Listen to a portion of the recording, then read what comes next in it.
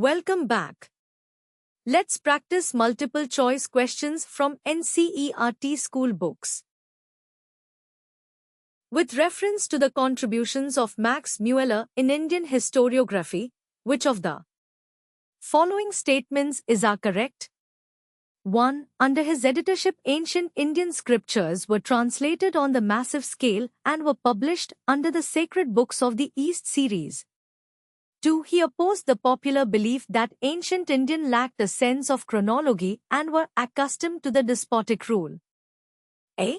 Only one. B. Only two. C. Both 1 and 2. D. Neither 1 nor 2. Answer is option A. Only statement 1 is correct with reference to the contribution of Max Mueller in the Indian historiography. The greatest push to Indological or Indian studies was given by the German-born scholar F. Max Mueller, 1823 to 1902, who spent most of his time in England. Ancient scriptures were translated on a massive scale under the editorship of Max Mueller. Altogether 50 volumes, some in several parts, were published under the Sacred Books of the East series. Statement 2 is incorrect as he didn't oppose but put down the popular belief that ancient Indians lacked a sense of chronology and were accustomed to despotic rule. With reference to the colonial school of historiography, which of the following statements are correct?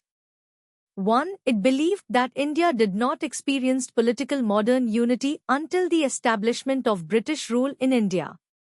2. It made generalization to serve as propaganda material for perpetuation of the despotic British rule in India.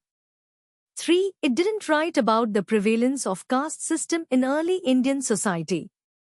Codes: A. 1 and 2. B. 2 and 3. C. 1 and 3. D. 1, 2 and 3. Answer is option A. Statements 1 and 2 are correct with reference to the colonial school of historiography. British colonial historians stated that the ancient Indians lacked a sense of history, especially of the factor of time and chronology. They added that the Indians were accustomed to despotic rule.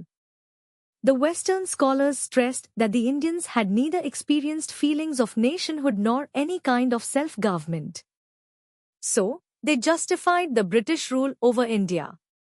Statement 3 is incorrect as they wrote about caste systems and considered it as worst form of discrimination.